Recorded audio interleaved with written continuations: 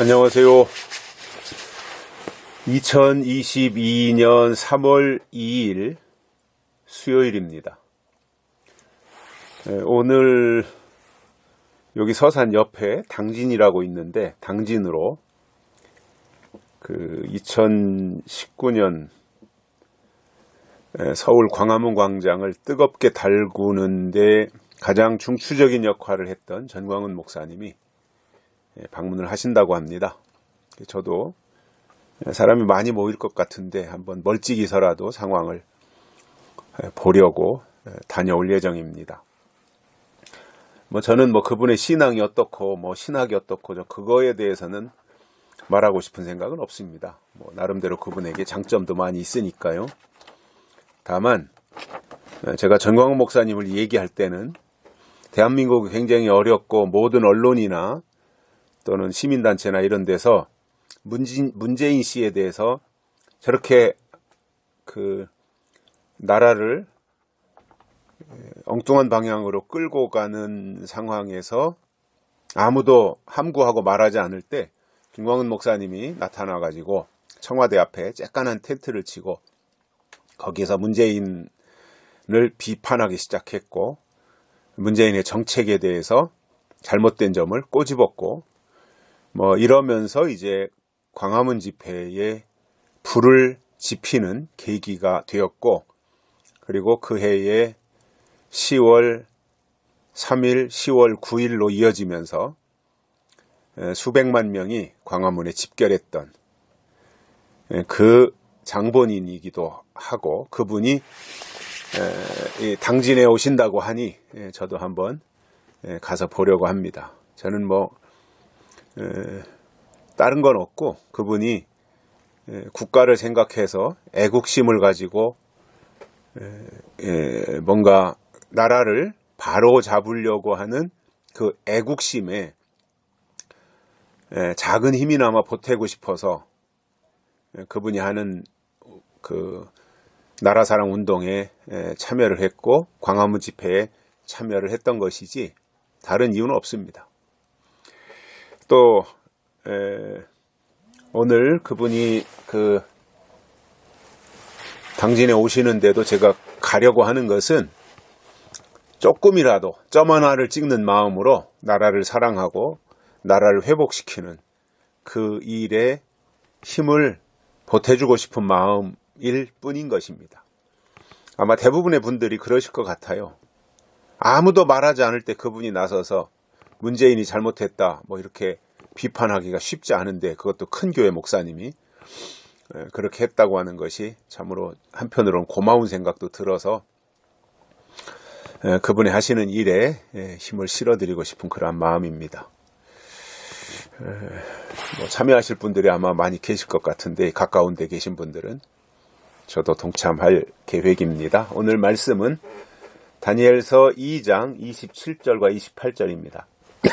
다니엘이 왕 앞에 대답하여 가로되 왕의 물으신 바 은밀한 것은 박사나 술객이나 박수나 점장이가 능히 왕께 보일 수 없으되 오직 은밀한 것을 나타내실 자는 하늘에 계신 하나님이시라. 그가 느부갓네살 왕에게 후일에 될 일을 알게 하셨나이다. 후일에 될 일을 알게 하셨나이다. 왕의 꿈 곧 왕이 침상에서 뇌 속으로 받은 이상은 이러하니이다. 아멘. 이제 아리옥을 통해서 다니엘이 왕 앞으로 나갔습니다. 그리고는 첫 마디가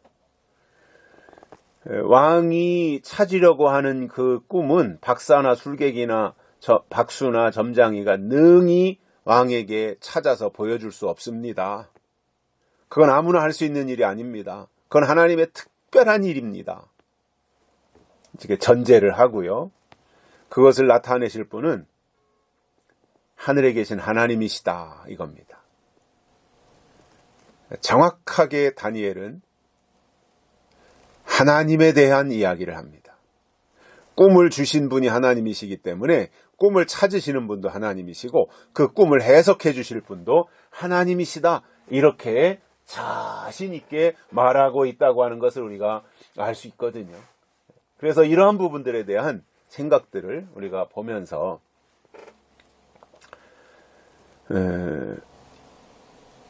다니엘 속에는 엊그저께도 제가 말씀드린 것처럼 주어가 하나님이다라는 거예요. 오늘날 은사를 받았다는 사람들을 보면 처음에는 하나님으로 시작했다가 나중에 가서는 다 자기 생각으로 마치는 경우들을 볼 수 있어요. 자기가 주어가 돼요. 주어가 자기가 되더라 말이에요. 다니엘은 처음부터 끝까지 주어가 하나님입니다. 그래서 우리가 하나님을 믿는다고 하는 것은 하나님이 주인이시다라는 걸 믿는 거예요. 하나님의 주권, 주인이신 하나님을 믿는 거거든요. 다니엘에게는 그러한 의식이 투철했습니다. 이게 저는 높이와 깊이를 갖춘 신앙의 모습이라고 봅니다. 조금 잘 나가면 내가 이렇게 해서 잘 됐다, 내가 한 것이다, 이렇게 사람들이 착각을 하는데 그게 아닙니다. 어떤 경우도 하나님이 하셨다 이겁니다. 그래서 다니엘은 그것을 나타내실 분은 하나님이시다. 점쟁이가 할 수 있는 것도 아니고 박수나 술객들이 할 수 있는 일이 아니다라는 거예요.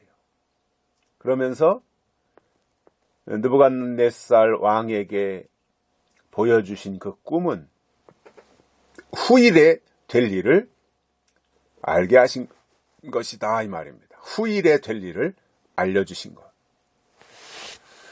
후일에 앞으로 장래에 될 일을 알려주셨다 이거죠. 장래사를 알려주셨다.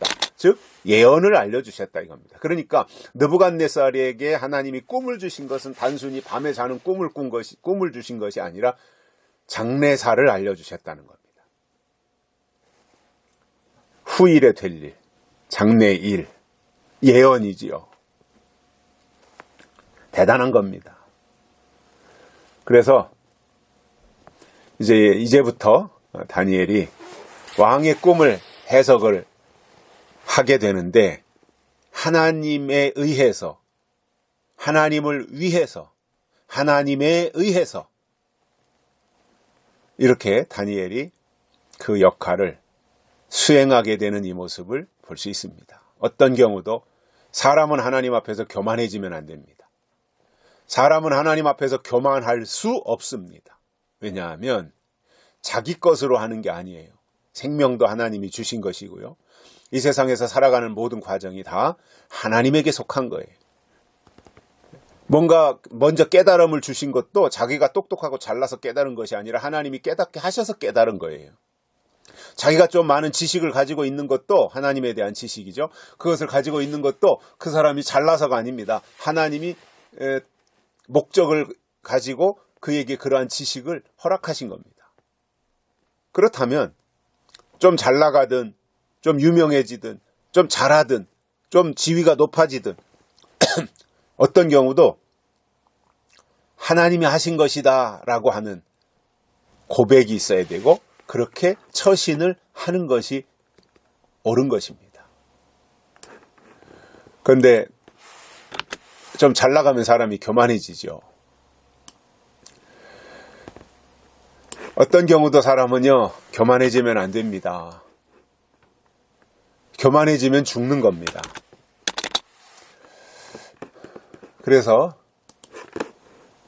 끝까지 우리가 하나님을 믿고 따르는 데 있어서 교만하지 말고 겸손하게 하나님의 주권을 인정하면서 그리고 말을 할 때에는 하나님이 주신 꿈에 대해서 예언에 대해서 말하고 다니엘처럼 주변의 사람들과의 관계를 잘 맺고 나가면 어느 순간에 하나님의 뜻을 행할 수 있는 그 멋진 날이 오리라고 확신합니다. 꿈이 있어야 됩니다. 그 꿈을 다니엘은 그냥 평범한 꿈을 설명한 것이 아니라 다니엘은 왕의 꿈을 후일에 될 일, 즉 장차 될 일, 반드시 속히 될 일, 마땅히 될 일, 결코 될 일, 즉 계시록의 입장에서 그 꿈을 설명하는 모습이라고 저는 이해하고 있습니다. 여기까지 하겠습니다. 감사합니다.